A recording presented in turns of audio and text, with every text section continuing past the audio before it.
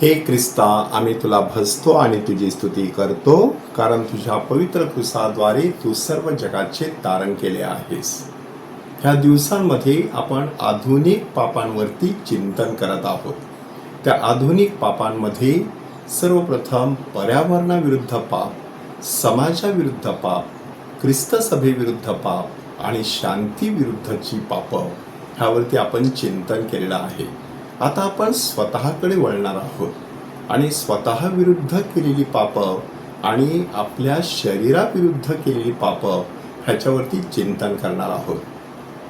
माणूस स्वतः विरुद्ध कोणती पाप करत असतो? ख्रिस्त सभेने एकूण 6 पापांची यादी दिलेली आहे.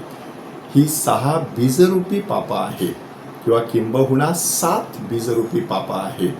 ही 7 बीजरूपी पाप, त्याच्यामध्ये गर्व आहे, त्याच्यामध्ये लोभ आहे, त्याच्यामध्ये काम क्रोध आहे, त्याच्यामध्ये द्वेष मत्सर आहे. अशा प्रकारची ही जी पापं आहेत, त्या पापांमुळे आपण स्वतः विरुद्धच पाप केलेलं असतं.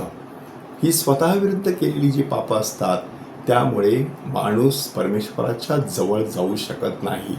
उदाहरणार्थ, मला देवळामध्ये जायचं आहे, मला प्रार्थना करायची आहे, मला भक्तीमध्ये सहभागी व्हायचं आहे, परंतु त्यासाठी मी पुरेशी विश्रांती घेतलेली नाही, पुरेसं अन्न सेवन केलेलं नाही, व्यवस्थितपणे अंघोळ केलेली नाही, शरीर तंदुरुस्त राहावं म्हणून पुरेसा व्यायाम केलेला नाही, आजारी असेल तर व्यवस्थितपणे विश्रांती म्हणा, औषधोपचार म्हणा केलेला नाही.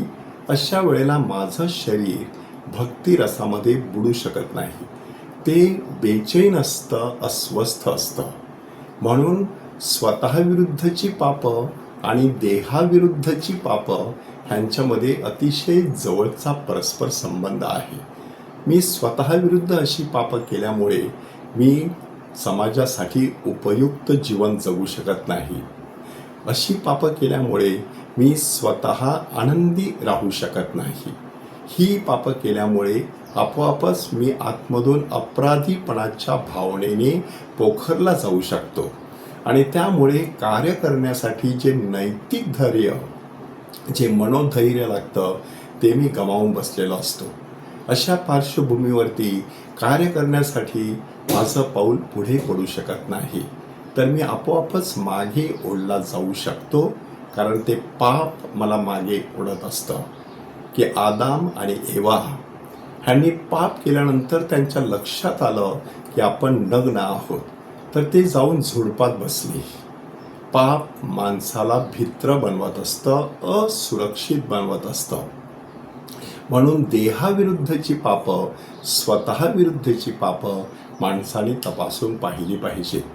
आज बऱ्याच वेळेला ज्यावेळेला नकार द्यायचा, त्यावेळेला बळजबरीने माणूस होकार देत राहतो, नवीन नवीन वचनं देत राहतो आणि मग प्रत्यक्ष काय घडत असतं, ती वचनं पुरी होत नाहीत.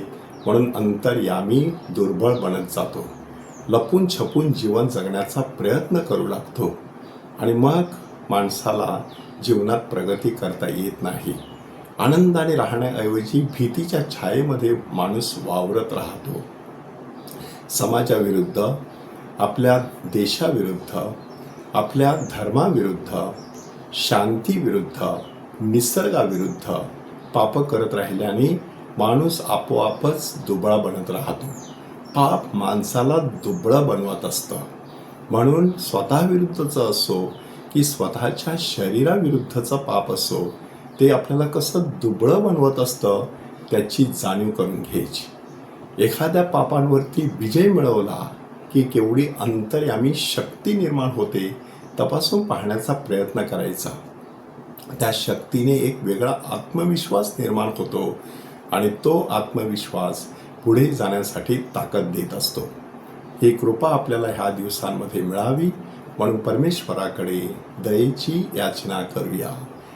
हे प्रभो आम्हावर दया कर, हे प्रभो आम्हावर दया कर.